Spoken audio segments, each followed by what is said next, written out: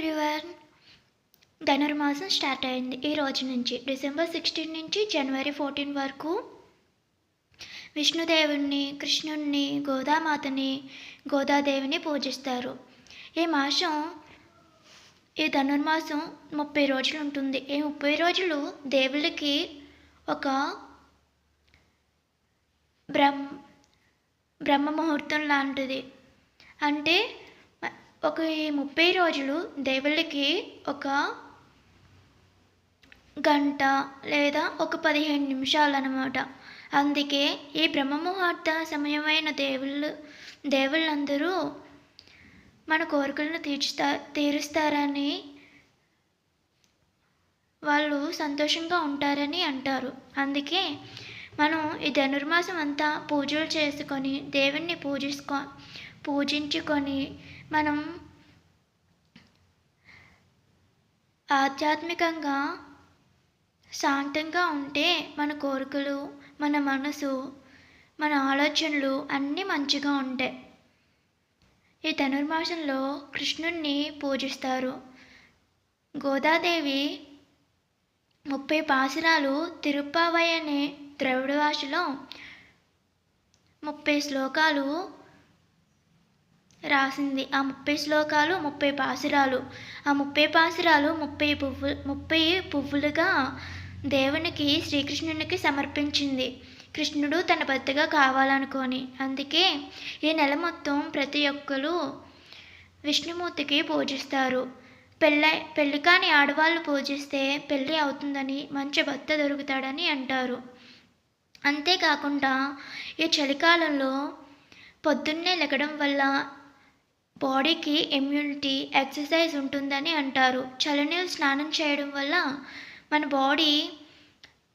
Body అంతా positivity ఉంటుంది. అందుకే ఈ ధనుర్మాసంలో 4:30 నుంచి 6:30 మధ్యలో పూజ చేసుకోవాలని, ఇంటి బయట గడపల దగ్గర కల్లాప చల్లి ముక్కేసుకుంటే దేవతలు, లక్ష్మీదేవి వచ్చి కూర్చుంటుందని, నెగిటివిటీ ఇంట్లోకి రాకుండా పాజిటివిటీ మనతో పాటు మన ఇంటికి ఉంటుందని అంటారు. గొబ్బమ్మలు అంటే పేడతో ఒక గొబ్బమ్మలు చేసి గొబ్బమ్మలు పెట్టి పువ్వులు పెడతారు. ఆ గొబ్బమ్మలని లక్ష్మీదేవి కాబట్టి లక్ష్మీదేవిని పూజిస్తారు. లక్ష్మీదేవి ఉంటుందని మనకి తోడుగా. ఆ గొబ్బమ్మలని పిడకలుగా చేర్చి సంక్రాంతికి, రథసప్తమికి యూజ్ చేస్తారు. దానివల్ల ఆ పాజిటివిటీ, ధూపం అంతా మన ఇంటికి, మన చుట్టుపక్కలకి అట్మాస్ఫియర్లో కలిసిపోయి అంతా పాజిటివిటీ ఉంటుందని మన నమ్మకం. శ్రీకృష్ణుణ్ణి పూజిస్తారు. పొద్దున్నే తలస్నానం చేసి దేవుడికి ధ్యానం, నైవేద్యం, దీపం, ధూపం పెట్టి పూజిస్తారు. ఈ 30 పాసురాలు ద్రవిడ భాషలో ఉంటాయి కాబట్టి కొంతమంది తెలుగులో అనువాదించారు. అవి చదివిన కృష్ణుడు భగవద్గీత, విష్ణు పురాణం, కృష్ణుడు కథలు, ఇలా మనం ఎన్ని చూసినా, ఎన్ని విన్నా, వేరొకరికి చెప్పినా సరే మనకి మంచి జరుగుతుంది. మనతో పాజిటివిటీ ఉంటుంది. మన కోరిన కోరికలన్నీ నిజమవుతాయి. అందుకే శ్రీకృష్ణుడిని పూజిస్తారు. గోదాదేవి తమిళనాడులో ఒక అనవయారు అంటే విష్ణుభక్తుడికి జన్మించడం అంటే దొరికింది. ఎక్కడ? తులసి తోటలో తులసి చెట్టు మొదలున గోదాదేవి దొరికింది. గోదాదేవి అని అతను పేరు పెట్టాడు. ఎందుకంటే గోదా అంటే పువ్వుల గోదాదేవి దొరికినప్పుడు ఆ గోదామాత బంగారు వర్ణంలో చాలా అందంగా పువ్వుల దండలా ఉందని గోదాదేవి అని గోదాయని పెట్టారు. గోదాదేవినే ఆండాలమ్మ అని కూడా అంటారు. ఆండాలని కూడా. అందుకే గోదాదేవిని పూజిస్తారు.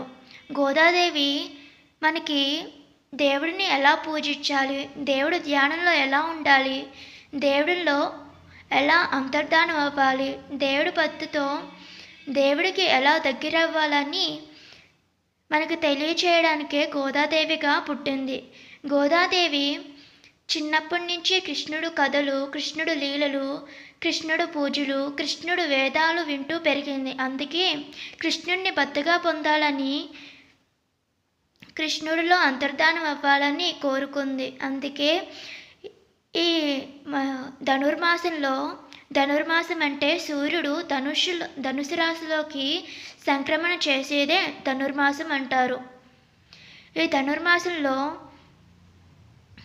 శ్రీకృష్ణుడిని పూజించడం ఎలా అనేది గోదాదేవి మనకు చెప్పింది. గోదాదేవి పూజలకి, గోదాదేవి పాసురాలకి, గోదాదేవి రథానికి ముక్తుడైన శ్రీకృష్ణుడు గోదాదేవిని పెళ్లి చేసుకొని గోదాదేవిని తనలో అంతర్ధానం చేసుకుంటాడు.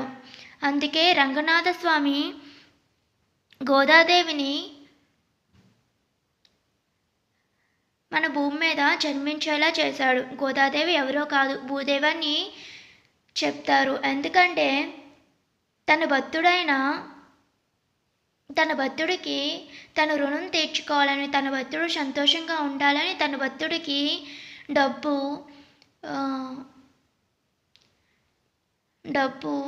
అలాగే పేరును కూడా ఇస్తాడు. కానీ ఆ భక్తుడు డబ్బుని తీసుకోడు, అలాగే గౌరవాన్ని కూడా తను అహంకారంగా మార్చుకోడు. అందుకే తనకి జ్ఞానాన్ని, అలాగే గోదాదేవిని తన కూతురుగా ప్రసాదిస్తాడు. ఆ గోదాదేవి చిన్నప్పటి నుంచి పెరిగి శ్రీకృష్ణుణ్ణి పూజించి శ్రీకృష్ణుని భర్తగా పొందుతుంది. గోదాదేవి పొద్దున్నే లేచి రథం పూజ చేసుకున్నప్పుడు తన గోపికలందరినీ, తన స్నేహితులందరినీ ఇలా పాడుతూ పిలుస్తుంది. ఆ పాటలే పాసురాలు అని, 30 పాసురాలని.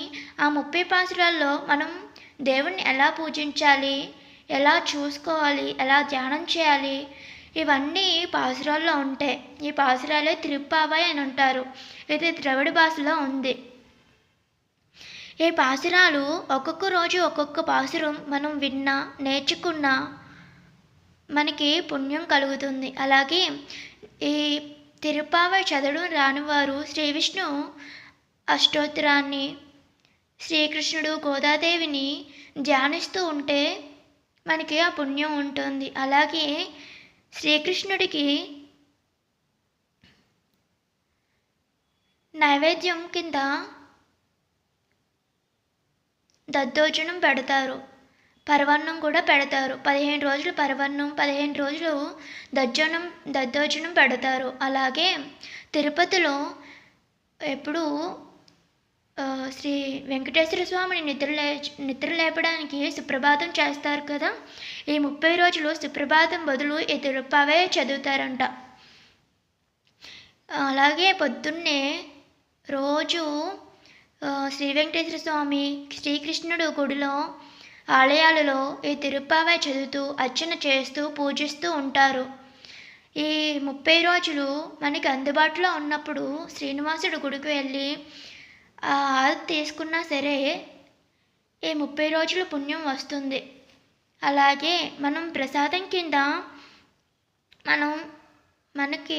మన స్థాయి కొలది లేదా మనం పెట్టుకున్న కొలది ఏం పెట్టినా, ఎలా పూజించినా సరిపోతుంది.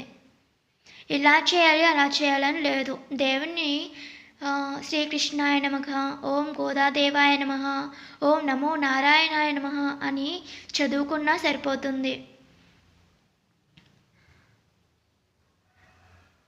గోదాదేవి కథ, శ్రీకృష్ణుడు లీలలు, భగవద్గీత, విష్ణు పురాణం ఇలా ఏవి విన్నా, ఏం చదివినా సరే సరిపోతుంది.